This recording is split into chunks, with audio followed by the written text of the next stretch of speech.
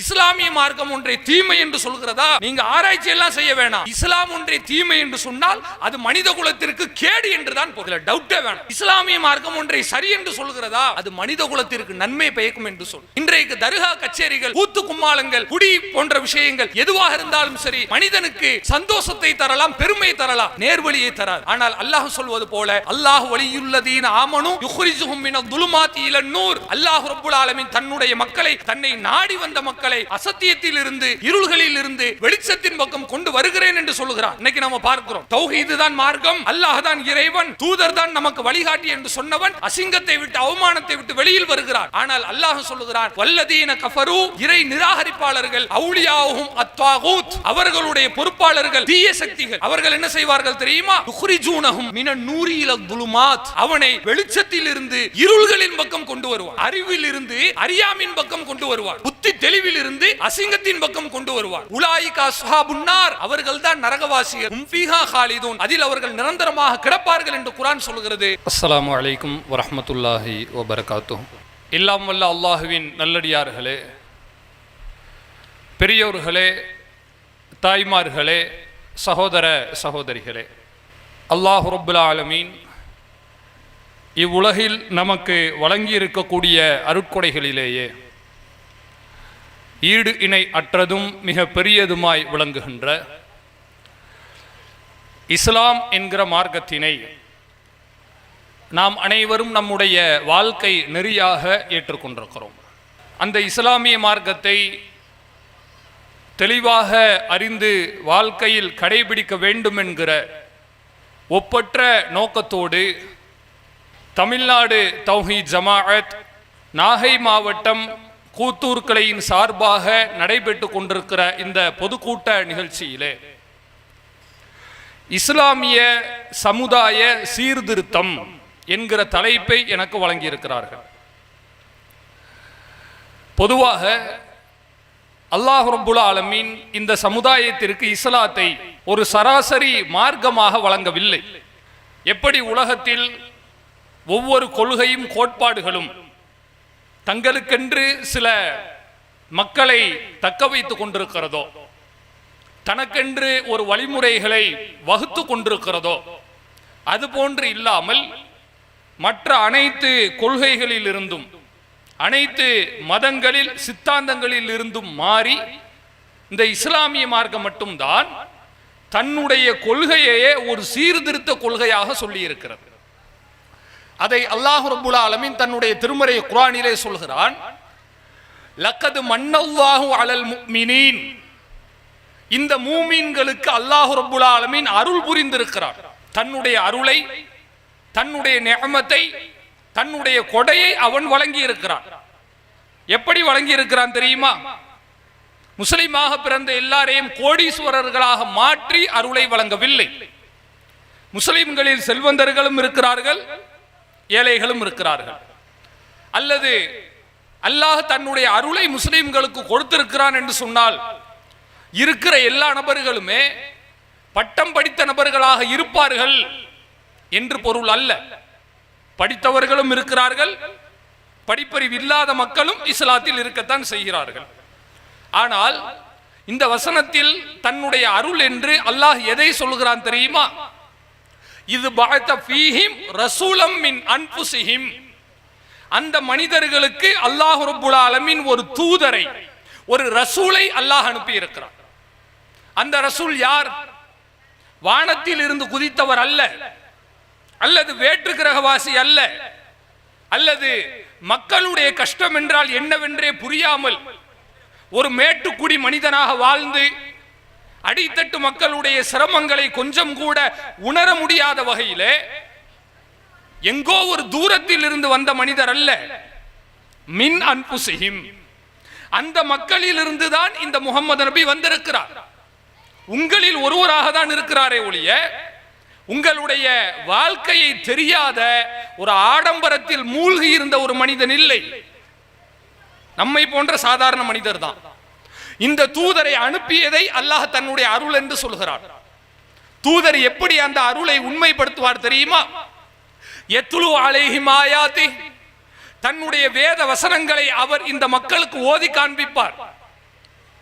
குர்ஆனில் உள்ள வசனங்களை மக்களுக்கு பயான் செய்து சொல்வார். அடுத்து அல்லாஹ் சொல்லுகிறான், அதுதான் இந்த தலைப்பினுடைய மைய கருவாகவும் இந்த தலைப்பினுடைய நாதமாகவும் விளங்குகிறது. அல்லாஹ் சொல்லுகிறான், யத்லு அலைஹிம் ஆயாத்தி, அந்த மக்களுக்கு அல்லாஹ்வினுடைய குர்ஆன் வசனங்களை ஓதி காண்பிப்பார். வயுஸக்கீஹிம், அந்த மனிதர்களை தஸ்கியத் செய்வார். இதான் விஷயம். தஸ்கியத் என்றால் என்ன தெரியுமா? அதாவது இந்த சூஃபிகள் எல்லாம் பெரும்பாலும் இந்த வார்த்தையை பயன்படுத்தி கேட்டிருப்பீர்கள். பெரும்பாலும் நாகூரை ஒட்டி இருக்கிற பகுதியில் இந்த வார்த்தை நிறைய தெரிந்திருக்க வாய்ப்பு இருக்கிறது என்று நான் எண்ணுகிறேன். தஸ்கியத் என்று சொன்னால் தூய்மைப்படுத்துவது என்று பொருள். தூய்மைன்னு சொன்னா உடல் தூய்மை அது குறிக்காதுங்க. நல்ல நீட்டா குளிச்சு ட்ரெஸ் போட்டுக்கிட்டு வந்து நில்லுங்க, அது தஸ்கியத் அல்ல. நீட்டா இருந்தாலும் பிரச்சனை இல்லை. அல்லது ஒரு மனிதன் சாதாரண உடையில் இருக்கிறானா, அதுவும் குழப்பம் இல்லை. தஸ்கியத் என்றால் என்ன தெரியுமா? என்ன தூய்மை தெரியுமா? ஒரு மனிதனுடைய நடவடிக்கைகளை சுத்தமாக மாற்றுவது. ஆள் நல்ல நீட்டா இருக்காரு, ஜம்முன்னு இருக்காரு, வெள்ளஞ்சுளையமா இருக்காப்ல, ஆனா நடவடிக்கை சரியில்லை. பேசுறதெல்லாம் பொய் தான், நடக்கிற விதம் எல்லாம் ஹராமு தான், எல்லா செயலுமே ஹராம் ஜியாதாக இருக்கிறது. இந்த மனிதனிடத்தில் தஸ்கியத் இல்லை என்று பொருள். இப்ப இஸ்லாம் என்ன சொல்லுகிறது தெரியுமா? இந்த பூமியே பல நபிமார்கள் வந்து சுத்தப்படுத்தி அவர்களுடைய அந்த பிரச்சாரத்தை கேட்டு அந்த பிரச்சாரம் மறக்கடிக்கப்பட்ட பிறகு உலகமே, மக்கா மட்டுமல்ல ஒட்டுமொத்த உலகமே பல்வேறு விதமான சமுதாய சீர்கேடுகளில் மூழ்கி கிடந்திருக்கக்கூடிய சூழ்நிலையிலே அந்த சமுதாய சீர்கேட்டில் இருந்து அவர்களை மீட்பதற்காகத்தான் இந்த இஸ்லாத்தை அல்லாஹ் கொடுக்கிறான். வயுஸக்கீஹிம், இந்த முகமது நபி அவர்களை சுத்தப்படுத்துவார், சீர்திருத்தம் செய்வார் என்று அல்லாஹ் சொல்கிறார். எப்படி சீர்திருத்தம் செய்வார் தெரியுமா? வயுஅல்லிமுஹுமுல் கிதாப வல் ஹிக்மா, அந்த மக்களுக்கு குர்ஆனையும் ஞானத்தையும் கற்றுக் கொடுப்பார். வஇன் கானூ மின் கப்லு லஃபீ ضلالின் முபீன், இந்த இஸ்லாம் வருவதற்கு முன்னதாக அந்த மக்களை பார்த்து அல்லாஹ் சொல்லுகிறான், நீங்கள் எல்லாம் தெளிவான வழிகேட்டில் தான் இருந்தீர்கள். வழிகேடு என்றால் என்ன தெரியுமா? நாம நினைக்கிற மாதிரி தர்காக்கு போறது மட்டும் வழிகேடு இல்லைங்க. தர்காக்கு போறதும் வழிகேடு தான். அதை கடந்து ஒரு மனிதன் சீர்கெட்டவனாக நடக்கிறான் என்று சொன்னால் அதுவும் வழிகேட்டின் அடக்கம் தான்.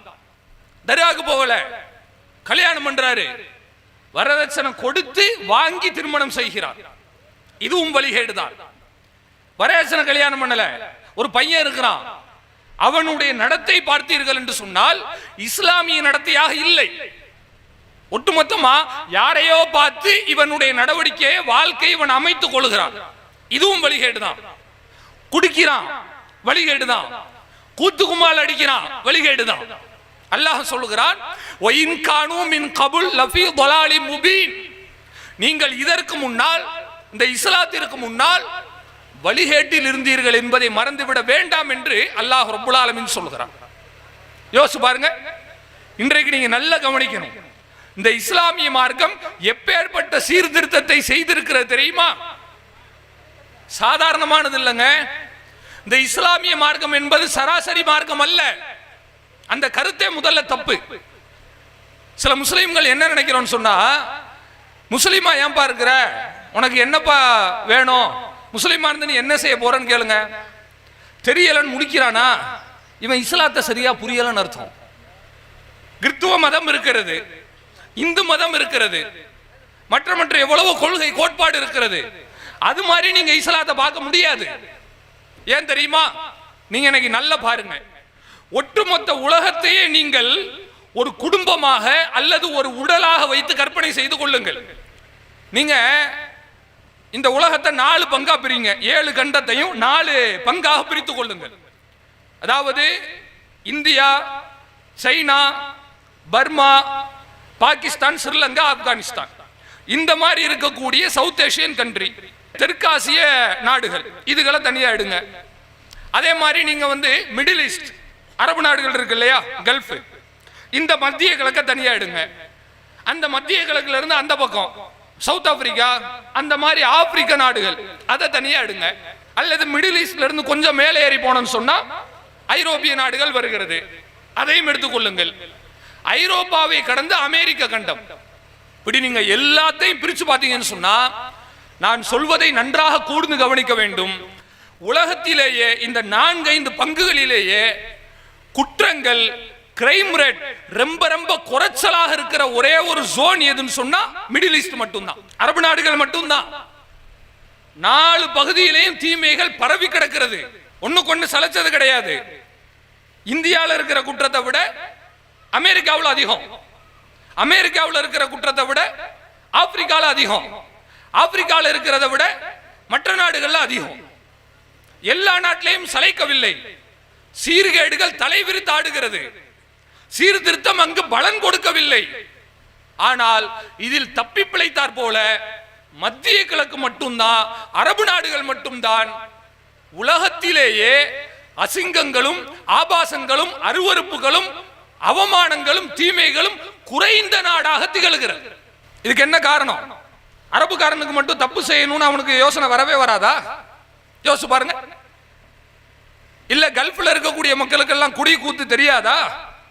அவன் என்ன 100 வருஷம் பின்னாடியா இருக்கிறான்? அவன்கிட்ட செல்போன் இல்லையா? டிவி இல்லையா? அவனிடத்துல சாதனங்கள் இல்லையா? அனைத்தும் இருக்கிறது. இருந்தும் ஏன் குறைவாக தவறு செய்கிறான்? அதான் விஷயம். அல்லாஹ் ரப்புல் ஆலமீன் சொன்னான் இல்லையா, லக்கது மன்னல்லாஹு அலல் முஃமினீன், இந்த மூமீன்களுக்கு அல்லாஹ் அருள் புரிந்திருக்கிறான். அந்த அருள் தான் இந்த இஸ்லாத்தினுடைய சீர்திருத்தம். அன்றைக்கு போட்ட அந்த விதை தான் என்றைக்கும் நீங்கள் விளங்கிக் கொள்ளுங்கள். உண்மையை ஒரு மனிதன் மூடி மறைத்து விடலாம், ஆனால் அது உண்மையை மூடுகிறான் என்று பொருள் அல்ல. விதையை மண்ணுக்குள் போட்டு வைப்பது போல, மண்ணுக்குள்ள விதையை போட்டு வச்சா 10 நிமிஷம் மழை பெஞ்சா போதுங்க, மறுநாள் அது ஒரு சின்ன செடியா வந்துடும். அதான் இஸ்லாம். இஸ்லாத்தை ஒரு மனிதன் அழிக்க வேண்டும் என்று புறப்பட்டானே ஆனால் அவன் அழிக்கவில்லை, மண்ணுக்குள் விதையை புதைப்பது போல் இஸ்லாத்தை புதைக்கிறான் என்று பொருள். இவன் புதைக்கும் பொழுது சின்ன பொருளாக இருக்கும், ஆனால் அது விருட்சமாக எழுந்து வரும் பொழுது மிகப்பெரிய மரமாக வரும் என்பதில் மாட்டுக்கருத்து அல்ல. அதனுடைய ஒரு வரிசையில தான் நபிகள் நாயகம் ஸல்லல்லாஹு அலைஹி வஸல்லம் அவர்கள் 1400 வருடங்களுக்கு முன்னால் இந்த இஸ்லாமிய மார்க்கத்தினுடைய சித்தாந்தத்தை மக்காவிலே மதீனாவிலே சொல்லிவிட்டு மரணித்து விட்டு முடிந்து விட்டது. 14 நூற்றாண்டுகள் கடந்திருக்குங்க. இன்னைக்கு வரை இஸ்லாமிய மார்க்கத்தினுடைய அந்த கொள்கைகள் பசுமரத்தாணி போல உயிரோடு இருப்பதை நீங்கள் பார்க்கலாம். இன்னைக்கு நம்ம சொல்றோமே, இந்த தலைப்பு கொடுத்ததே நோக்கம் என்ன தெரியுமா? இஸ்லாமிய சமூக சீர்திருத்தம் கொடுக்கிறோமே, நம்ம என்ன டி அடிக்ஷன் கேம்பா நடத்துறோம் சொல்லுங்க? அதாவது டி அடிக்ஷன் கேம்ப்னு சொன்னா, இந்த குடியிலே அடிமையா போய் கிடைக்கிறான் பாருங்க, அவனுக்கு மறுவாழ்வு கொடுக்கிறதுக்காக வேண்டி அடிக்ஷன்ல இருந்து வெளியே வர்றதுக்கு ஒரு மறுவாழ்வு மையம் நடத்துவாங்க. இஸ்லாத்துல மறுவாழ்வு மையம் நம்ம நடத்தல, தௌஹீத் ஜமாத் சார்பாவும் கிடையாது. இல்ல வேற ஏதாவது நம்ம வந்து ஒழுக்க பயிற்சின்னு ஏதாவது தனியா நடத்துறோமா ஒரு நிறுவனம் மாதிரி வச்சு? அப்படி இல்லை. ஆனாலும் மற்ற எந்த சமூகத்தையும் விட முஸ்லிம்கள் தப்பில் குறைவாக இருக்கிறார்கள். காரணம் என்ன தெரியுமா? அல்லாஹ் தன்னுடைய திருமறை குர்ஆனிலே சொல்கிறான், அல்லாஹு வலியுல்லதீன ஆமனு, அல்லாஹ் ஈமான் கொண்டவர்களுக்கு வலியாக இருக்கிறான். நீ உண்மையான முஸ்லிமாக இருந்தாயானால், நீ ஈமானை புரிந்து இஸ்லாத்தை கடைபிடித்தாயானால் உனக்கு யாரும் பொறுப்பாளர் தேவையில்லை, அல்லாஹ்வே உனக்கு பொறுப்பாளனாக இருக்கிறான். உன்னை எப்படி மாற்றுவான் தெரியுமா? யுக்ரிஜுஹும் மினல் துலுமாத்தி இலன் நூர், இருள்களில் இருந்து வெளிச்சத்தின் பக்கம் உன்னை அல்லாஹ் கொண்டு வருவான். அதாவதுங்க, ஒரு மனுஷன் வந்து குடியை விட்டு வெளியே வரணுமா, சீட்டாட்டத்தை விட்டு வெளியே வரணுமா, மூட நம்பிக்கையை விட்டு வெளியே வரணுமா, அசிங்கத்தை விட்டு பொய் பித்தலாட்டத்தை விட்டு வெளியே வரணுமா? ஒன்னும் செய்ய வேண்டாம், இஸ்லாத்தை எடுத்துக்கிட்டா போதும். நான் சொல்ற தப்பா சரியா? யோசிச்சு பாருங்க. முஸ்லிமா ஒரு மனித மாறிட்டான்னு சொன்னா அவன் பொய் சொல்ல முடியுமா? இதான் சீர்திருத்தம். முஸ்லிமா ஒருத்த மாறிட்டான்னு சொன்னா அவனே விரும்பினாலும் வீண்வரையை செய்ய முடியுமா? இதான் சீர்திருத்தம். முஸ்லிமா ஒரு மனிதன் மாறிவிட்டானே ஆனால் அவனே விரும்பினாலும் அடுத்தவன் சொத்தை அபகரிக்க முடியுமா? 1400 வருஷத்துக்கு முன்னாடி போட்ட அந்த பீமு தான், அன்னைக்கு போட்ட அந்த கட்டுன அந்த பாலம் 14 நூற்றாண்டுகளை கடந்தும் இன்றைக்கும் குலையாமல் இந்த இஸ்லாம் பாதுகாக்கப்பட்டு கொண்டிருக்கிறது என்று சொன்னால் அதற்கு பல காரணங்கள் இருக்கிறது. அதுல மிக முக்கியமான காரணம் இஸ்லாம் கொடுத்திருக்கிற அழகான அமைதியான சமுதாய இணக்கமான ஒரு வாழ்க்கை. எப்படி எல்லாம் ரசூலுல்லாஹ் திருத்தி இருக்காங்க தெரியுமாங்க? இன்னைக்கு நீங்க நல்லா பாருங்க, படிச்சிருக்கோம் நாங்க அப்படி நாங்க இப்படின்னு சொல்றாங்களே, இந்த மாதிரி இருக்கக்கூடிய ஆட்கள் எல்லாம் ஒரு போதை பழக்கத்தை விட முடியாம தத்தளிச்சுக்கிட்டு இருக்காங்க. பார்க்கறதுக்கே வெக்கமா இருக்கு. ஒரு 3 மாசத்துக்கு முந்தி கள்ளக்குறிச்சியில ஒரு 10 பேர் கள்ளச்சாராயம் குடிச்சு இறந்து போனா பார்த்துருப்பீங்க, நீங்க நியூஸ்ல எல்லாரும் கேள்விப்பட்டிருப்பீங்க. அந்த கள்ளச்சாராய குடிச்சு செத்து போன அந்த சம்பவத்தை ஸ்டார் ஹோட்டல்ல 4 பேர் உட்கார்ந்து கதை அடிச்சுக்கிட்டு இருக்கான். எப்படி தெரியுமா? கையில ஸ்காட்ச் கிளாஸ் வச்சுக்கிட்டு விலை உயர்ந்த மது வகையை ஊத்தி வச்சுக்கிட்டு குடிச்சுக்கிட்டே பேசுறாரு. கள்ளக்குறிச்சியில 10 பேர் கள்ளச்சாராயம் குடிச்சு செத்து போயிட்டாங்களாமே, இவன் குடிச்சுக்கிட்டே பேசுறான், குடிச்சுட்டு இறந்து போயிட்டாங்கன்னு சொல்லி. இதான் நம்ம நாடு. நம்ம நாடு எப்படி இருக்குன்னு சொன்னா, இந்தியாவில் கல்வியும் கிடைக்கும், கஞ்சாவும் கிடைக்கும், நல்லதும் கிடைக்கும், கெட்டதும் கிடைக்கும். இப்படி இருக்கக்கூடிய ஒரு நாட்டில் ஒரு மனிதன் நல்லவனாக வாழ வேண்டும் என்று சொன்னால் நாட்டினுடைய சட்டம் மட்டும் அவனுக்கு போதாது, ஒழுக்கத்தை பொருந்திய அவனுக்கான போதனைகள் கண்டிப்பா அவசியம். ஆனா இன்னைக்கு நிறைய போதனைகள்லாம் செய்யப்படுது, யாரும் அதை சக்சஸ் பண்ணியிருக்க மாதிரி தெரியல. சக்சஸ் ரேட் ரொம்ப கம்மி தான். இஸ்லாமிய போதனையினுடைய அந்த வெற்றி விகிதாச்சாரத்தை நீங்கள் பார்த்தீர்கள் என்று சொன்னால் மற்ற எந்த சமுதாயத்தை விட நாம் தான் தவறுல குறைவாக இருக்கிறோம். காரணம் என்ன? இங்க மட்டும் நீங்க நல்லா பாருங்க, ஞாயிற்றுக்கிழமை ஆயிடுச்சுன்னு சொன்னா நீங்க நாளைக்கு பாருங்க, ஞாயிற்றுக்கிழமை சாயந்தரம் 5 மணிக்கு மேல ரோட்ல என்ன அதோகதி, எவ்வளவு பெரிய ராவடியா இருக்கு.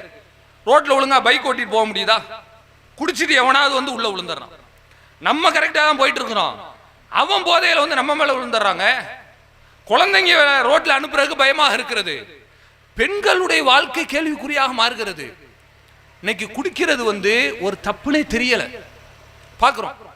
அதாவதுங்க, எந்த சமுதாயம் தவறு செய்யும் பொழுது அதை தவறு என்றே உணராமல் அந்த தவறை செய்கிறானோ அந்த சமுதாயம் ஒரு பொழுதும் வெற்றி பெற முடியாது.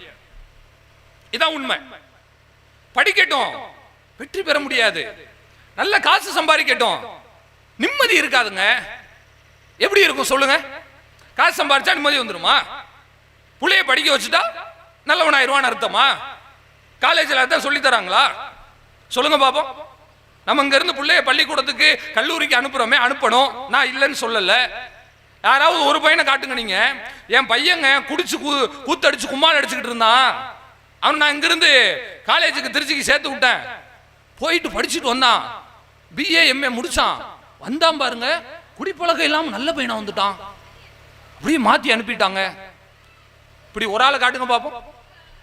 இருக்காது. இதுக்கு மாத்தமா நான் 100 பேர்த்த காட்டுவேன். நல்லா இருந்தாங்க, போயிட்டு வந்தாங்க, கெட்டு குட்டிய சோறா போயிட்டான். எல்லாத்தையும் சொல்லல, இருக்கிறது என்பதை நம்மால் மறுக்க முடியாது. உண்மையை மறந்து விட்டு நம்மால் பேச முடியாது என்று நான் சொல்லுகிறேன். ஆக இப்படிப்பட்ட நம்முடைய பிள்ளைகளை வேட்டையாடுவதற்காக, பொருளாதாரம் என்கிற ஒரே நோக்கத்திற்காக வேண்டி இன்றைக்கு சினிமா நடிகர்களும் அரசியல்வாதிகளும் தொழிலதிபர்களும் சேர்ந்து கொண்டு நம் மீது சமுதாய சீர்கேடுகளை திணித்துக் கொண்டிருக்கிறார்கள். நீ விரும்பினாலும் சரி விரும்பாட்டாலும் சரி நீ செஞ்சுதான் ஆகணும்னு ஆக்கி விட்டான். பாருங்க எப்படி எல்லாம் இன்றைக்கு சீர்கேடு சகஜமாக போயிருக்கிற என்று நீங்கள் யோசிச்சு பாருங்க. நான் உங்கள்கிட்ட ரொம்ப சிம்பிளா ஒரே ஒரு கேள்வி கேட்கிறாங்க. இந்த கேள்விக்கு பதில் சொல்லிட்டோம்னா, சீர்கேடு எப்படி இன்னைக்கு ஒரு கமர்ஷியல் ஆக்கப்பட்டிருக்கிறது, பொருளாதார மயமாக ஆக்கப்பட்டிருக்கிற என்று புரியும். ஒன்றும் இல்லை, இப்போ நீங்கள் என்ன நல்லா கவனிச்சுங்க. நான் ஒரு ஃபார்மல் ஷர்ட் போட்டு வெள்ளை கைலி உடுத்தி பயான் செஞ்சுக்கிட்டு இருக்கிறோம். சரி, இன்னொருத்தர் அங்கிருந்து வர்றாரு, நல்ல வெள்ளைன்னு சொல்லியுமா ஆள் பார்க்கறதுக்கு கொஞ்சம் மிடுக்கான தோற்றத்தில் வருகிறார் என்று வைத்துக் கொள்ளுங்கள். இப்போ இந்த மாதிரி ஒரு உடை அலங்காரத்தில் ஒருத்தர் இந்த பாதையில் கடந்து போகும் பொழுது யாரும் எதுவும் செய்ய மாட்டோம். பார்த்தோன்னே மரியாதை கொடுக்க தோணும், அஸ்ஸலாமு அலைக்கும், வாங்க பாய் உட்காருங்க அப்படின்னு சொல்லுவோம். இது சாதாரணமான ஒரு கெட்டப். இதே அந்த வெள்ளைக்கேலி வெள்ளை சட்டை போட்ட அந்த மனுஷன் இங்க சட்டை இருக்குல்லங்க, இந்த சட்டை கிட்ட இங்க கிழிச்சிருக்காரு. நல்லா கவனிச்சுங்க, கத்திரிக்கோலை வச்சு இங்க வெட்டி கிழிச்சு விட்டா மாதிரி இருக்கு. உடுத்தி இருக்க அந்த லுங்கி இருக்குல்ல கைலி, இந்த இடத்துல முட்டுக்காலில் கிழிச்சிருக்காரு, தொடைக்கிட்ட கிழிச்சிருக்காரு, போட்டிருக்க அந்த முதுகு கிட்ட வெட்டி விட்டு திருப்பி தச்சு விட்ட மாதிரி இருக்கு. இப்படி ஒரு மனுஷன் சட்டையும் கையிலையும் போட்டுக்கிட்டு இந்த ரோட்ல நடந்து வந்தா பார்க்குற எல்லாரும் என்ன நினைப்போம்? பைத்தியக்காரன் கிறுக்க என்னெல்லாம் இருக்கோ எல்லாத்தையும் சொல்லுவோம். கூட்டிட்டு போங்க ஏர்வாடிக்கு. அதுல பெண்கள் பகுதியில் எப்படி ஒரு ஆள் போனார்னு வச்சுக்கோங்க, எந்திரிச்சு ஓடிடுவோம் எல்லாரும்.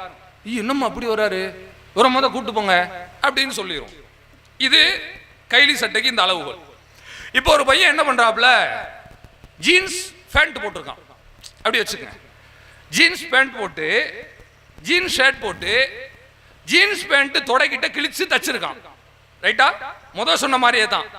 ஷர்ட்டை இந்த இடத்துல கிழிச்சு இந்த இடத்துல தச்சிருக்கான். தச்சு கிழிச்சு தச்சுட்டு இந்த வழியா அந்த பையன் அந்த பேண்ட் ஷர்ட்டோட நடந்து போறான். இதுக்கு பேர் என்னப்பா?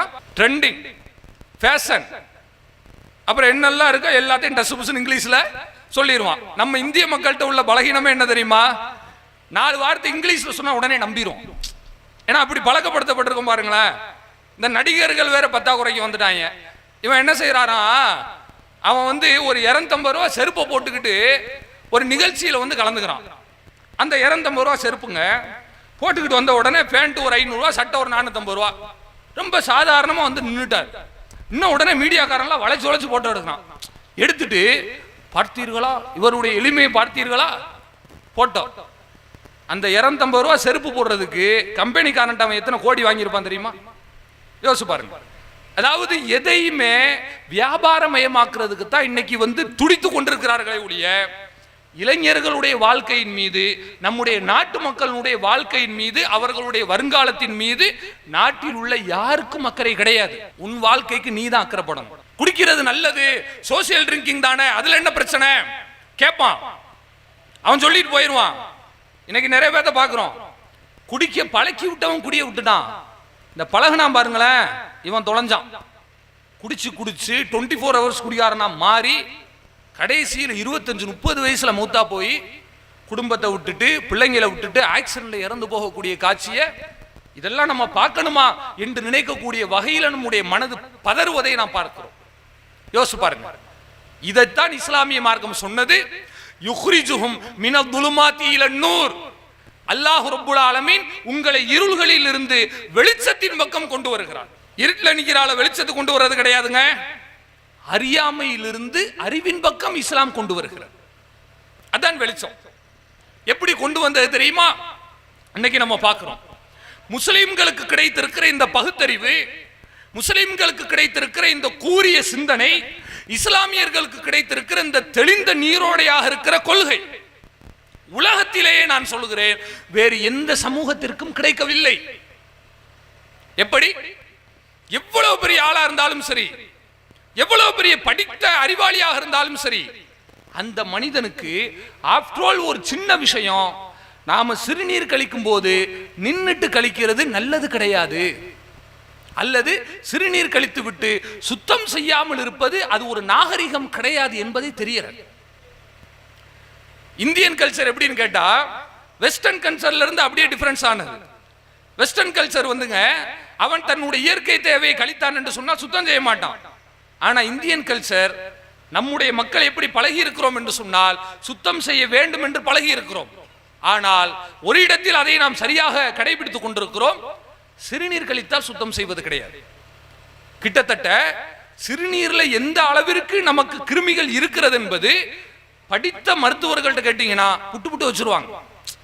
இந்த நோய் நோக்காடுன்னு போய் ஹாஸ்பிட்டல்ல நிக்கிறாங்கல்ல, நிக்கிற எல்லா மக்களுக்கும் பிளட் டெஸ்ட் எடுக்கிற மாதிரி அவன் சிறுநீர் யூரின் டெஸ்ட் எடுக்கிறான். காரணம் என்ன தெரியுமா? அதில் கிருமிகள் இருக்கிறது. அப்போ நாம யூரின் போயிட்டு சுத்தம் செய்யறது இன்னைக்கு நம்முடைய நாட்டு மக்களுக்கு தெரியல, உலகத்திலே யாருக்கும் தெரியல. ஆனால் இஸ்லாம் மட்டும்தான் சின்ன குழந்தையா இருந்தா கூட சொல்லி கொடுக்குது, நீங்க வந்து சிறுநீர் கழிச்சிட்டீங்களா சுத்தம் செஞ்சுட்டு அந்த இடத்தை விட்டு போங்க, தண்ணீரை ஊற்றி அந்த இடத்தையும் கழுவி விடுங்கள், சுத்தம் செய்யுங்கள். இது எப்பேற்பட்ட விஷயம் நாம இன்னைக்கு பார்க்கிறோம்.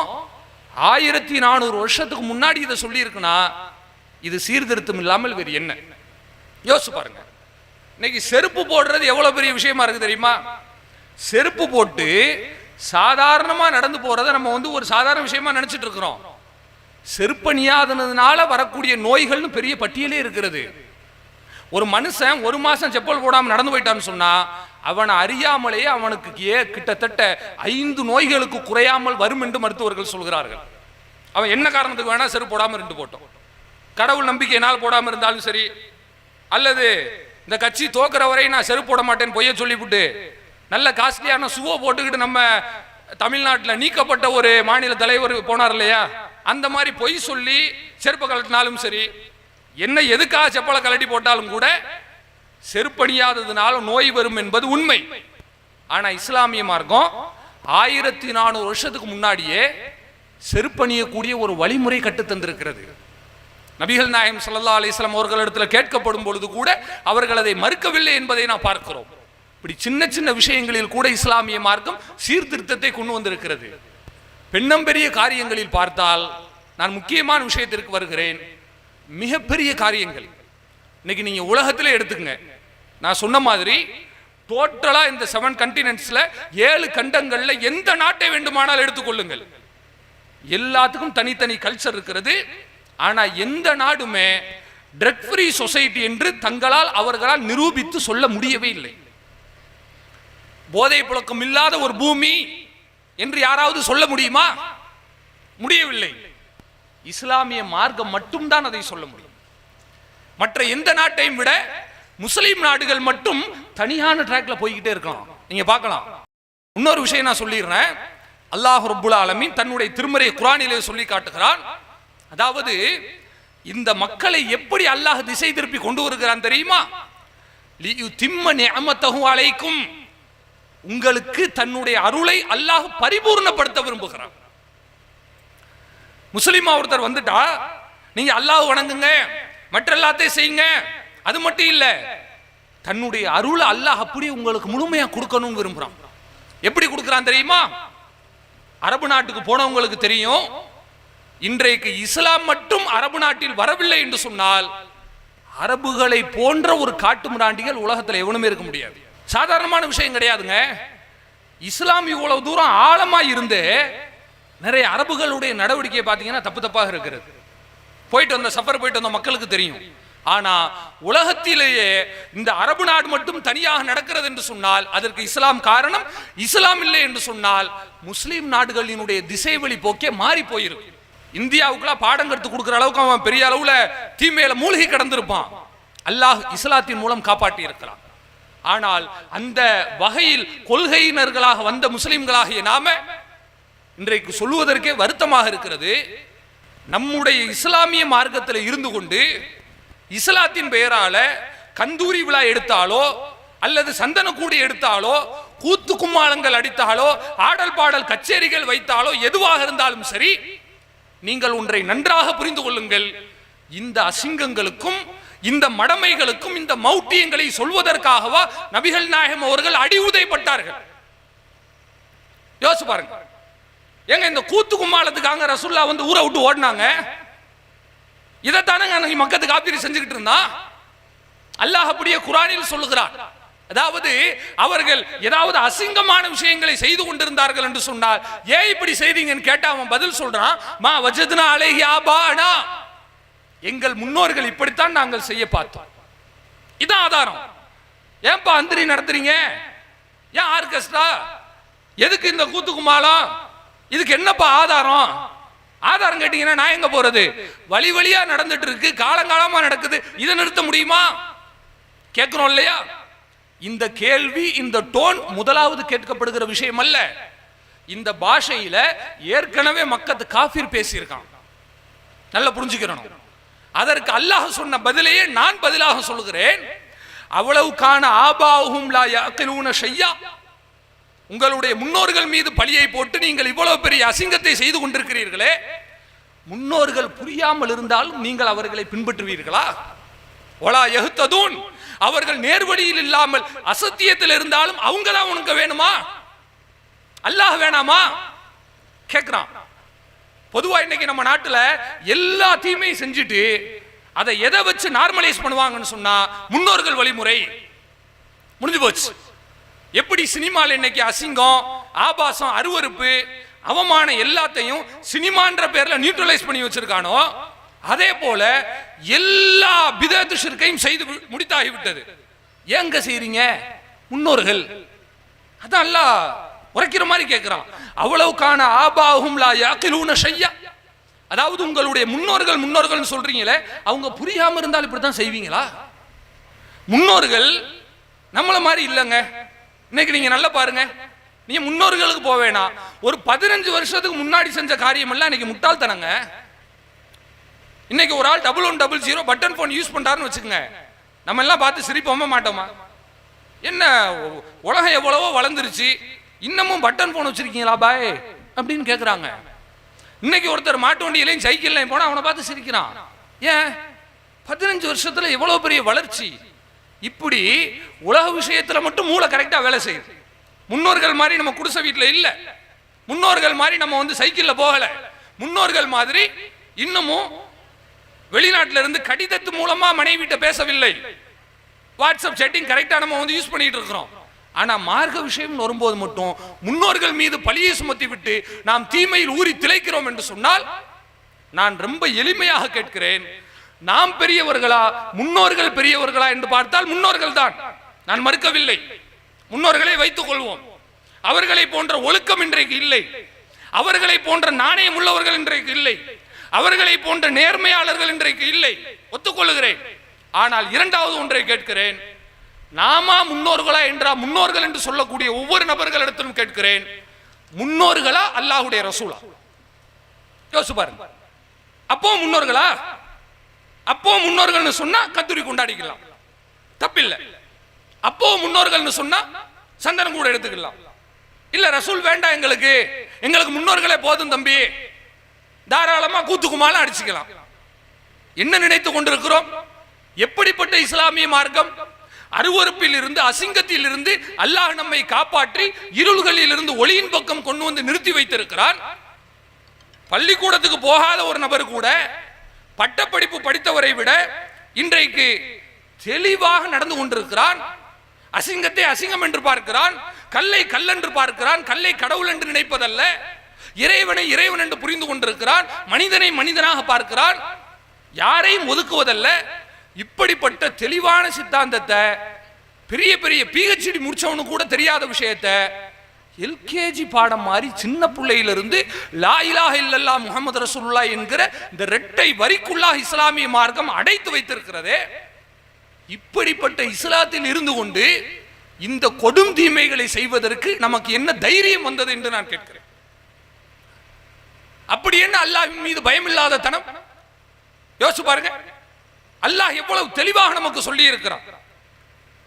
வலா தஆவனு அலல் இஸ்மி வல் உத்வான், நீங்கள் தவறிலும் தப்பிலும் தீமையிலும் வரம்பு மீறுதலிலும் ஒருவருக்கு ஒருவர் உதவி கொள்ளாதீர்கள்.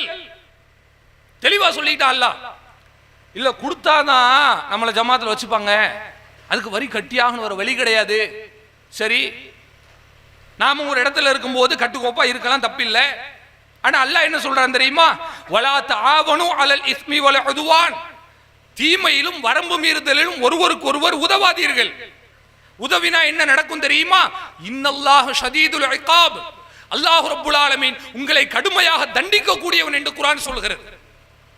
இப்படிப்பட்ட அல்லாஹ்வுடைய வேத வரிகளை ஒவ்வொரு ஜும்மாவிலும் ஒவ்வொரு பயானிலும் கேட்டுவிட்டு மீண்டும் மீண்டும் இந்த தவறை நாம் செய்து கொண்டிருக்கிறோம் என்றால் எந்த தைரியத்தில் நாம் செய்து கொண்டிருக்கிறோம்? சொல்லுங்க. யார் வந்து காப்பாத்துவாங்க? அவுலியா வந்து மறுமையில நிப்பாரா? கூட எடுத்துட்டாங்க, எங்களுக்கு ஒன்றும் பண்ண முடியாது யா அல்லாஹ். இந்த 2000 பேர் கந்தரிக்கு சந்தன கூட்டுக்கு வந்தாங்க, கடைக்கு வந்தா, எல்லாத்துக்கும் வந்தா, இவங்களை அப்படியே நீ சொர்க்கத்துக்கு அனுப்பி விடியா அல்லாஹ் சொல்லுவார்களா? உலாயி கல்லதீன யதுஊன, நீங்கள் யாரிடத்துல பிரார்த்தனை செய்கிறீர்களோ அவர்களுடைய நிலைமை என்ன தெரியுமா?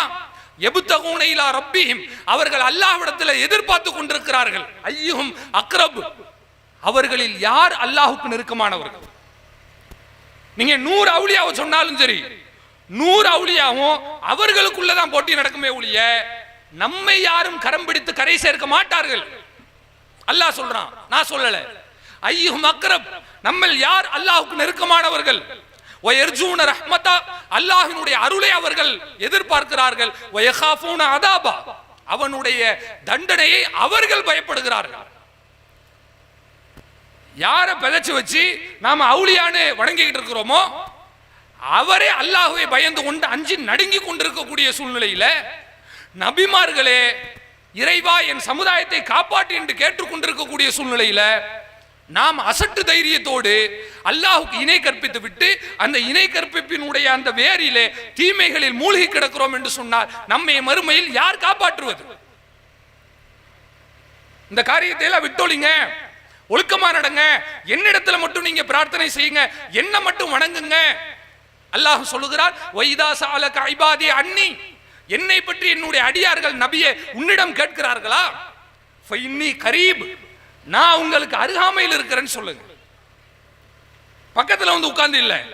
உஜீபு யஅவத தாஇ இதா தஆன், என்னிடத்துல ஒரு தாஇ, ஒரு அழைப்பாளர், ஒரு பிரார்த்தனையாளர் பிரார்த்தனை செய்தாரேயானால் நான் அதற்கு பதில் சொல்லுகிறேன் என்று அல்லாஹ் சொல்லுகிறான். இப்படி அல்லாஹ் சொல்லி இருக்க, அல்லாஹ்வுடைய தூதர் அவர்கள் அல்லாஹ்விடத்தில் மட்டும் கேளுங்கள் என்று சொல்லி இருக்க, இவ்வளவு தூரம் அல்லாஹும் ரசூலும் சொல்லி இருக்கக்கூடிய சூழ்நிலையில கந்திரி கொண்டாட்டம் என்று நம்ம எடுத்துக்கொண்டிருக்கிறோம், தர்காவில் மூழ்கி கொண்டிருக்கிறோம் என்று சொன்னால் அல்லாஹ்வுக்கும் ரசூலுக்கும் என்ன மரியாதை கொடுத்திருக்கிறோம்? யோசிச்சு பாருங்க.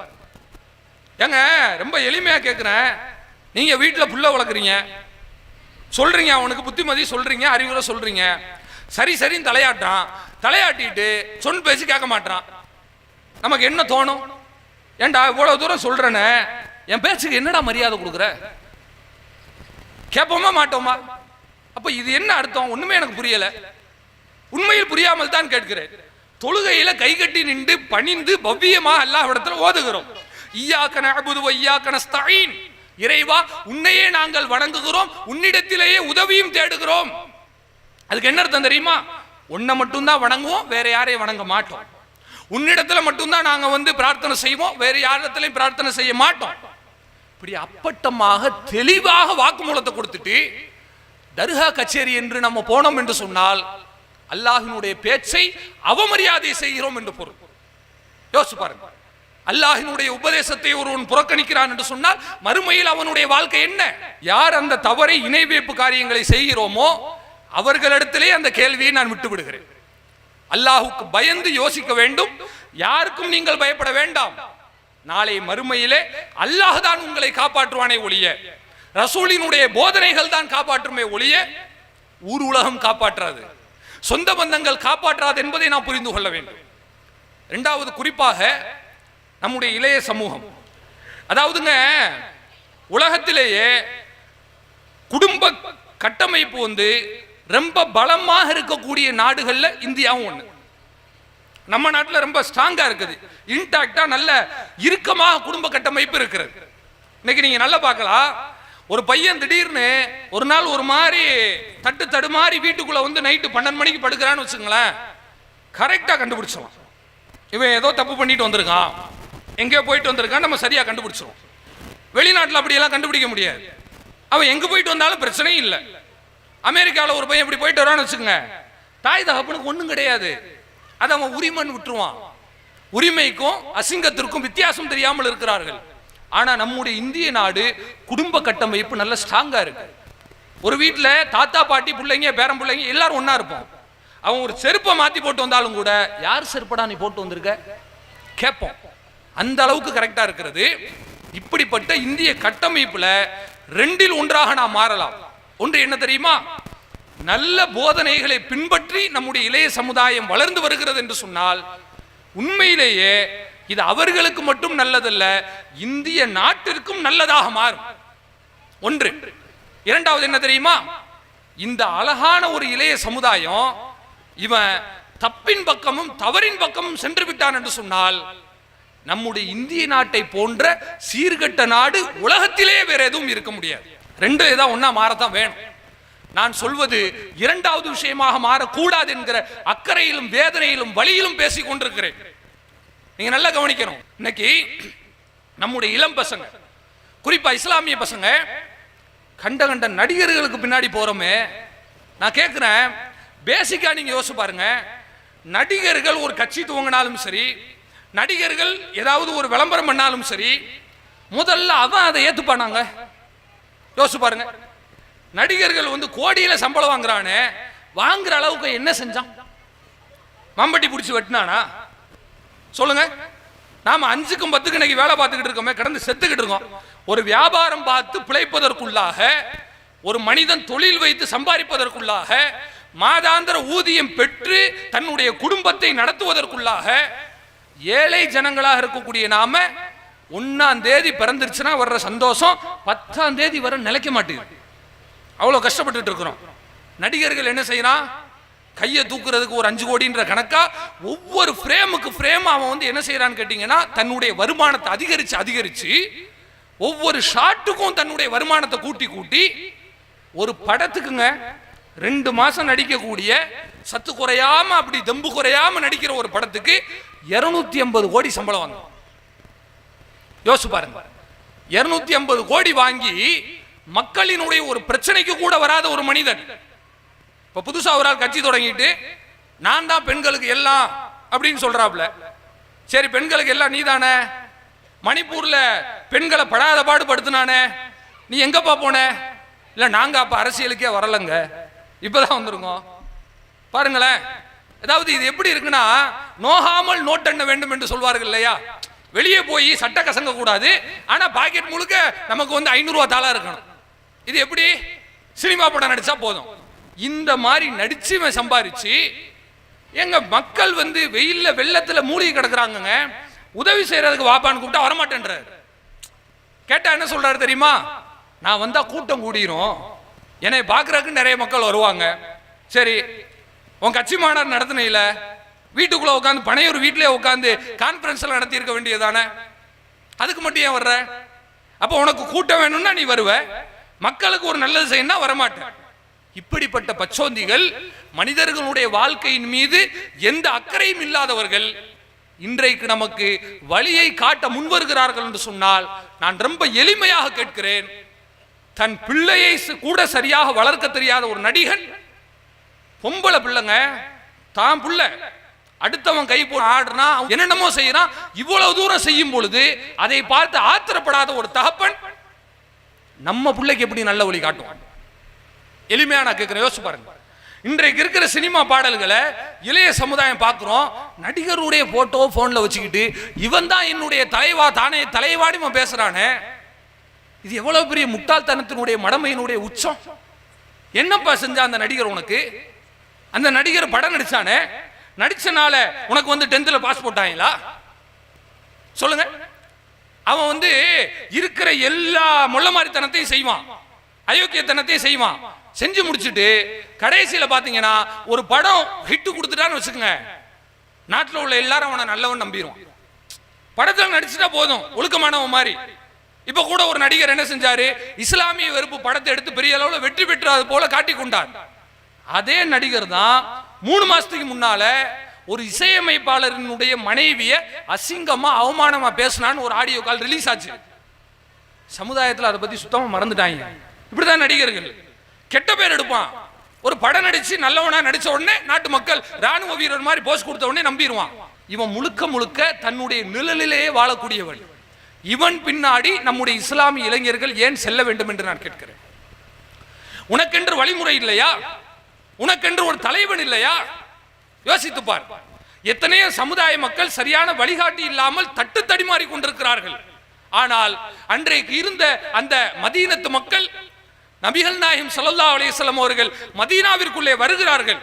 வந்தவுடனே கதிம ரசூலுல்லாஹ் ஜா ரசூலுல்லாஹ் சொல்கிறார்கள். எப்படி சொல்கிறார்கள் தெரியுமா? அந்த ஹதீஸை அறிவிக்கக்கூடிய அறிவிப்பாளர் சொல்லுகிறார், அதாவது நபிகள் நாயகம் ஸல்லல்லாஹு அலைஹி வஸல்லம் அவர்கள் மதீனாவிற்குள்ள வந்த பொழுது மக்கள் அனைவரும் உயரமான பகுதியில் ஏறி பார்த்தார்கள். ரசூலுல்லாஹ் வர்றாங்களா? பார்த்தாங்க. ரசூலுல்லாஹ் வந்துட்டாங்க. வந்த உடனே மக்களுக்கு கடுமையான சந்தோஷம், பயங்கரமான மகிழ்ச்சி. ஏன் தெரியுமா? இதற்கு முன்னால் நமக்கு வழிகாட்டுவதற்கு ஒரு தலைவர் இல்லாமல் இருந்தார். இதோ நம்மை மீட்கக்கூடிய ஒரு மீட்பர் வந்து விட்டார் என்று நினைப்பது போல நபிகள் நாயகம் ஸல்லல்லாஹு அலைஹி வஸல்லம் அவர்களை மிகப்பெரிய ஒரு அருட்கொடையாக அல்லாஹ்வினுடைய நிஅமத்தாக அந்த சமுதாயம் நினைத்தது. அதனுடைய வெளிப்பாடு தான் மற்ற பகுதியை விட மதீனா அசத்தியத்தில் குறைவானவர்களாகவும் தீமையில் குறைவானவர்களாகவும் நன்மையில் அதிகமானவர்களாகவும் இருப்பதை நாம் பார்க்கிறோம். நமக்கும் அதே ரசூலுல்லாஹ் தானே வந்திருக்காங்க, உனக்கும் அதே அல்லாஹும் அதே ரசூலும் அதே குர்ஆனும் ஹதீஸ் தானே.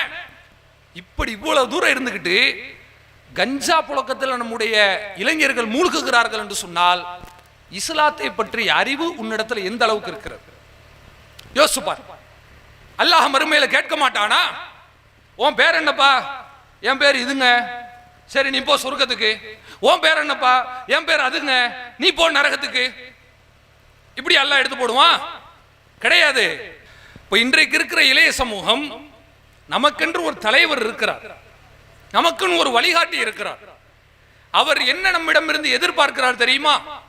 முஹம்மது நபி ஸல்லல்லாஹு அலைஹி வஸல்லம் அவர்கள் நீ என்னை புகழ் என்று கேட்கவில்லை, வஞ்சக புகழ்ச்சிக்கு அவர்கள் விரும்பவில்லை, என்னை பின்பற்றி வாழ் என்று சொல்லி இருக்கிறார். லக்கத் கான லக்கும் ஃபீ ரசூலில்லாஹ் உஸ்வத்துன் ஹஸனத்துன் லிமன் கான யர்ஜுல்லாஹ வல் யௌமல் ஆகிர். அல்லாஹ் சொல்கிறான், அல்லாஹ்வையும் கியாம நாளையும் நம்பி இருக்கக்கூடிய மக்கள், இதோ இந்த அல்லாஹ்வுடைய தூதர் இருக்கிறார், இந்த தூதரிடம் உங்களுக்கு உஸ்வத்துன் ஹஸனா இருக்கிறது என்று அல்லாஹ் சொல்கிறார். உஸ்வத்துன் என்று சொன்னால் வேறு, உஸ்வத்துன் ஹஸனா என்று சொன்னால் வேறு. முன்மாதிரி என்பது வேறு, அழகிய முன்மாதிரி என்பது வேறு. ஒரு மனிதன் ஒரு விஷயத்தில் வழிகாட்டியாக இருக்கலாம், இன்னொரு விஷயத்தில் அவனுக்கு வழிகாட்ட தெரியாது. ஒரு அரசியல்வாதி, ஒரு டிபிக்கல் பொலிட்டிஷியன் அரசியல் எப்படி பண்ணணும், மக்கள் எப்படி ஏமாத்தணும், அதுல கெட்டிக்காரனா இருப்பான். சமையல் பண்ண தெரியுமா? தெரியாது.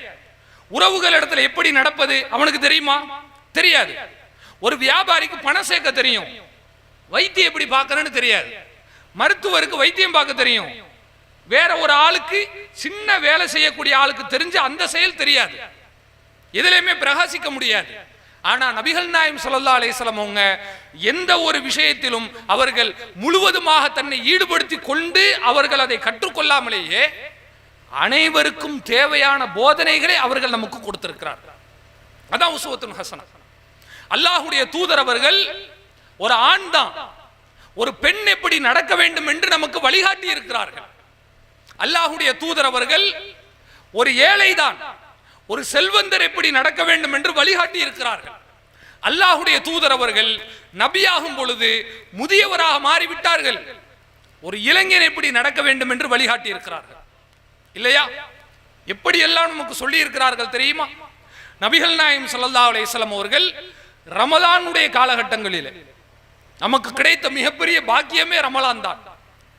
அதாவதுங்க 3 வார காலகட்டம் நீங்க ஹேபிட்டுக்கு அடிக்ட் ஆயிட்டீங்கன்னு சொன்னா, அது நல்லதோ கெட்டதோ, ஒரு 21 நாட்கள் அதை தொடர்ந்து நீங்கள் பயணப்பட்டு செய்து விட்டீர்களே ஆனால் உங்களுடைய வாழ்க்கையில உங்களை அறியாமலேயே அதை செய்யலாம் என்று மருத்துவ உலகம் சொல்லுகிறது. ஆனா இஸ்லாமிய மார்க்கம் அதிலிருந்து இன்னும் ஒரு 9 நாள் சேர்த்து நீ 29 30 நாட்கள் நோன்பு இருக்க வேண்டும் என்று சொல்லுகிறது. நோன்பு என்பதே ஒரு சீர்திருத்தம் தானங்க. அந்த நோன்பு மாசத்துல நம்ம பார்க்கிறோம், நம்முடைய இளைஞர்கள் செய்யக்கூடிய வேதனையை பார்க்கிறோம். இரவு நேரத்தில் தொழுது துவா செய்து திக்ர் செய்வதற்கு பதிலாக ஊரை சுற்றி கொண்டு கூத்தடித்துக் கொண்டு கும்மாளம் அடித்துக் கொண்டிருந்தோம் என்று சொன்னால் விடிய விடிய முழித்திருப்பது மட்டும் நம்முடைய இஸ்லாமிய மார்க்கத்தில் சொல்லப்படல. வபில் அஸ்ஹார் ஹும் யஸ்தக்ஃபிரூன், சஹருடைய நேரத்திலே அவர்கள் அல்லாஹ்விடத்தில் பாவ மன்னிப்பு தேடுவார்கள் என்று அல்லாஹ் சொல்கிறானே, அதை நாம் செய்கிறோமா என்று யோசித்து பாருங்க. நீங்க நல்லா புரிஞ்சுக்குங்க, எந்த மனிதன் நன்மையின் பக்கம் செல்கிறானோ ஆட்டோமேட்டிக்கா அவன் தீமையிலிருந்து வெளியே வந்துடும். இது உண்மை. அல்லாஹ்வுடைய தூதர் அவர்கள் தன்னுடைய தோழர்களுக்கு அதைத்தான் சொன்னார்கள். ஒரு முறை அப்துல்லாஹ் பின் உமர் அவர்கள் சொல்லி காட்டுகிறார்கள், நான் திருமணம் முடிவதற்கு முன்பு வரை பள்ளியிலே தான் இருப்பேன். வீட்டில் இருக்கிற விட பள்ளியில தான் இருப்பாங்களாம். அவங்க சொல்றாங்க, அப்துல்லா உங்களை வீட்டில் காணோமா, மதீனால காணோமா, எங்கேயும் நீங்க தேட வேண்டிய அவசியம் இல்லை, மஸ்ஜித் நபவிக்கு போங்க, பையன் இருப்பார். அந்த அளவுக்கு பள்ளியும் கதியுமாக தான் இருந்தார். அவர் சொல்லுகிறார், அல்லாஹ்வுடைய தூதர் காலகட்டத்தில் காலையில சுபூ தொழுகைக்கு வரும் பொழுது எத்தனையோ மனிதர்கள் கனவிற்கு விளக்கம் கேட்பார்கள், கனவை வந்து அல்லாஹ்வுடைய தூதரிடம் தெரிவிப்பார்கள். நானும் பார்த்திருக்கிறேன். ஒரு நாள் நானும் கனவு கண்டேன். என்னை 2 நபர்கள் அழைத்து சென்றார்கள். அழைத்து சென்று ஒரு மிகப்பெரிய வட்டமான கிணறு போன்று ஒரு பொருள் இருந்தது. 2 மூலைகளிலும் மிகப்பெரிய தூண்கள் போன்று வைக்கப்பட்டிருந்தது. நான் உள்ளே எட்டி பார்த்தேன். சில மனிதர்கள் அந்த கிணற்றுக்குள் கடந்தார்கள். அவர்கள் யார் என்றும் நான் தெரிந்து கொண்டேன். தெரிஞ்ச ஆள்கதான். அப்பொழுது என்னிடம் சொல்லப்பட்டது, இதுதான் நரகம் என்று சொல்லப்பட்டது. அப்துல்லாஹ் பின் உமர் அவர்கள் சொல்லுகிறார்கள், அஊது பில்லாஹி மினன் நார், நான் நரகத்தை விட்டு அல்லாஹ்விடத்தில் பாதுகாவல் தேடுகிறேன். அஊது பில்லாஹி மினன் நார், இறைவா இந்த நரகத்தை விட்டு உன்னிடத்தில் பாதுகாவல் தேடுகிறேன் என்று சொல்கிறார்கள். அப்படி சொல்லிவிட்டு இந்த சம்பவத்தினை தன்னுடைய சகோதரி ஹப்சா அம்மையாரிடம் அவர்கள் எடுத்து கூறி அவர்கள் அல்லாஹ்வுடைய தூதரிடம் சொன்ன உடனே ரசூலுல்லாஹ் சொன்ன வாசகம் என்ன தெரியுமா? நம்ம எல்லாத்துக்கும் அதான் பாடம். நீங்க தவற விட்டு வெளியே வரணும்னு நினைக்கிறீங்களா? வெளியே வர முடியாமல் தவிக்கிறீர்களா? அழகான ஒரு வாய்ப்பு. அல்லாஹ்வுடைய தூதர் சொல்கிறார்கள், நிஅமர் ரஜுல் அப்துல்லா, மனிதர்களிலேயே அப்துல்லா தான் சிறந்தவர். அப்துல்லாஹ் பின் உமர் ரொம்ப நல்ல பையன். லவ்கான யுஸல்லி பில்லைல், அவர் இரவு நேரத்தில் தொழுதா நன்றாக இருக்குமே. பகல்ல எல்லாம் நல்லா தொழுதுறாரு, இரவுலை நல்ல தொழுதாருன்னு சொன்னா ரொம்ப நன்மையாக இருக்குமே என்று சொல்கிறார்கள். அப்துல்லாஹ் அவர்களுடைய மகன் சாலிம் இப்னு அப்துல்லாஹ் பின் உமர் அவர்கள் சொல்கிறார்கள், இந்த செய்தியை கேள்விப்பட்டதிலிருந்து என்னுடைய தகப்பனார் சொல்கிறார், நான் இரவில் ரொம்ப ரொம்ப குறைச்சலா தான் தூங்கியிருக்கேன். தொழுகை தான், இபாதத் தான்.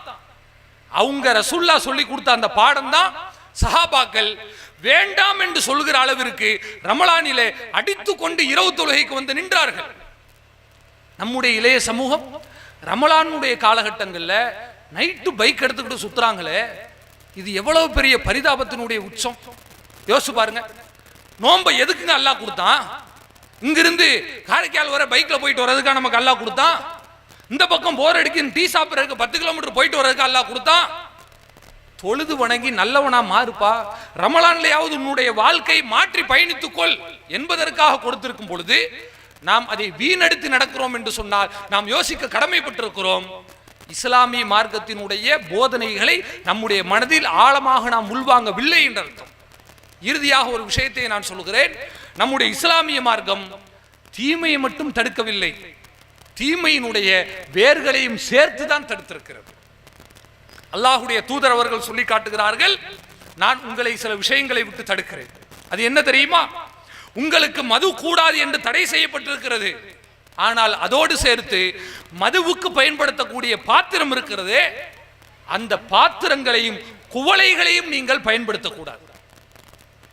எதுக்கு ரசூலுல்லாஹ் தடை செய்யணும்? கப் இருந்தா இருந்துட்டு போகுது, குடிக்கல தானே, தண்ணி தானே குடிக்கிறாங்க, குடிச்சிட்டு போங்கன்னு விட்டுருக்க வேண்டியதானே. ஏன் ரசூலுல்லாஹ் தடை செய்யறாங்க தெரியுமா?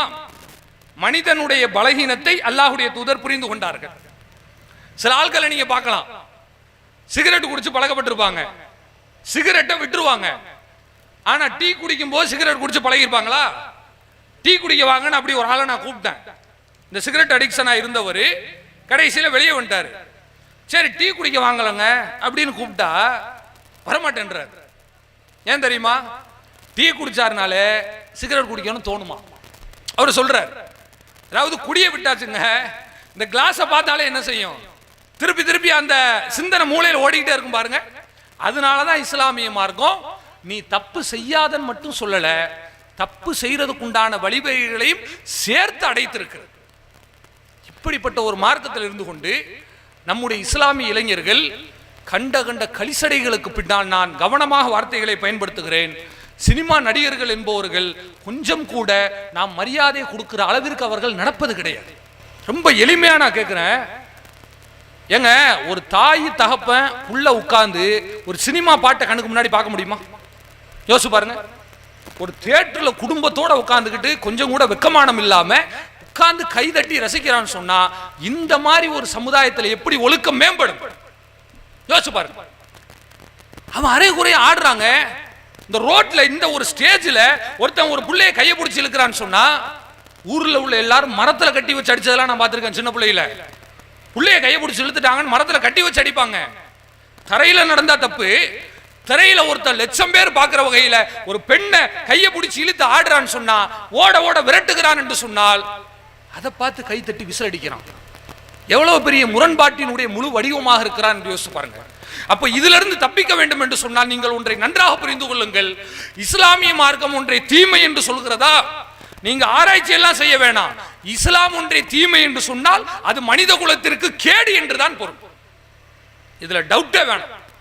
இஸ்லாமிய மார்க்கம் ஒன்றை சரி என்று சொல்கிறதா, அது மனித குலத்திற்கு நன்மை பயக்கும் என்று அர்த்தம். இன்றைக்கு தர்கா கச்சேரிகள், கூத்து கும்மாளங்கள், குடி போன்ற விஷயங்கள் எதுவாக இருந்தாலும் சரி, மனிதனுக்கு சந்தோஷத்தை தரலாம், பெருமை தரலாம், நேர்வழியை தராது. ஆனால் அல்லாஹ் சொல்வது போல, அல்லாஹ் வலியுல்லதீன ஆமனு யுக்ரிஜுஹும் மினல் துலுமாத்தி இலன் நூர். அல்லாஹ் ரப்புல் ஆலமீன் தன்னுடைய மக்களை, தன்னை நாடி வந்த மக்களை அசத்தியத்தில் இருந்து, இருள்களில் இருந்து வெளிச்சத்தின் பக்கம் கொண்டு வருகிறேன் என்று சொல்லுகிறான். இன்னைக்கு நம்ம பார்க்கிறோம், தௌஹீது தான் மார்க்கம், அல்லாஹ் தான் இறைவன், தூதர் தான் நமக்கு வழிகாட்டி என்று சொன்னவன் அசிங்கத்தை விட்டு, அவமானத்தை விட்டு வெளியில் வருகிறான். ஆனால் அல்லாஹ் சொல்லுகிறான், வல்லதீன கஃபரு, இறை நிராகரிப்பாளர்கள், அவுலியாஹும் அத்தாகூத், அவர்களுடைய பொறுப்பாளர்கள் தீய சக்திகள். அவர்கள் என்ன செய்வார்கள் தெரியுமா? யுக்ரிஜூனஹும் மினன் நூரி இல துலுமாத், அவனை வெளிச்சத்தில் இருந்து இருள்களின் பக்கம் கொண்டு வருவார், அறிவில் இருந்து அறியாமின் பக்கம் கொண்டு வருவார், புத்தி தெளிவில் இருந்து அசிங்கத்தின் பக்கம் கொண்டு வருவார். உலாயிகா அஸ்ஹாபுன்னார், அவர்கள் தான் நரகவாசிகள், ஹும் ஃபீஹா காலிதூன், அதில் அவர்கள் நிரந்தரமாக கிடப்பார்கள் என்று குர்ஆன் சொல்கிறது. எனவே முஹம்மது நபி ஸல்லல்லாஹு அலைஹி வஸல்லம் அவர்களை அல்லாஹ் இந்த புவிக்கு, இந்த பூமிக்கு அனுப்பியது வெறுமன எங்களுடைய தூதர் முகமது என்று போற்றி புகழ்ந்து பெயரில் முகமதை சேர்த்துக் கொள்வதற்கு மட்டுமல்ல, அவருடைய வாழ்க்கையை அச்சகம் பிசகாமல் நாம் கடைபிடித்து இந்த முகமது நபியினுடைய சமுதாயம் முகமது நபியினுடைய சமுதாயமாக தான் இருக்கிறது என்று பார்த்தவுடனே தெரிகிற வகையில் நாம் நடந்து கொள்வதற்காக தான் அல்லாஹ் கொடுத்திருக்கிறான். எனவே குர்ஆனும் ஹதீஸும் தான் மார்க்கம் என்று நாம் ஏற்றுக்கொண்டோம் என்று சொன்னால், அல்லாஹ் சொல்வது போல அசிங்கத்தில் இருந்து, அறியாமையில் இருந்து நாம் புத்தி கூர்மையின் பக்கம், சத்தியத்தின் பக்கம் வரலாம். நாம் எப்பொழுது அசத்தியத்தின் பக்கம் சென்று தர்கா என்றோ அல்லது அவுலியா என்றோ நாம் சென்று விட்டோம் என்று சொன்னால், அல்லது சினிமா நடிகர்களுக்கு பின்னால் சென்று விட்டோம் என்று சொன்னால், அல்லாஹ் சொல்வது போல அவர்கள் நம்மை சத்தியத்தில் இருந்து அசத்தியத்தின் பக்கம் இழுத்து சென்று நம்மை நரகத்தில் கொண்டு போய் சென்று விடாமல் அவர்கள் விலக மாட்டார்கள் என்பதை பயந்து சீர்திருத்தத்தை கொண்டிருக்கிற இந்த இஸ்லாமிய மார்க்கத்தை புரிந்து நடந்து நாளை மறுமையில் நரகத்திலிருந்து தப்பிக்கக்கூடிய நல்வாய்ப்பினை அல்லாஹ் ரப்புல் ஆலமீன் நம் அனைவருக்கும் தந்தருள் பாலிப்பானாக. வாஹிர் தஅவானா அல்ஹம்துலில்லாஹி ரப்பில் ஆலமீன். அஸ்ஸலாமு அலைக்கும் வரஹ்மத்துல்லாஹி வபரகாத்துஹு. அல்லாஹு அக்பர், அல்லாஹு அக்பர்.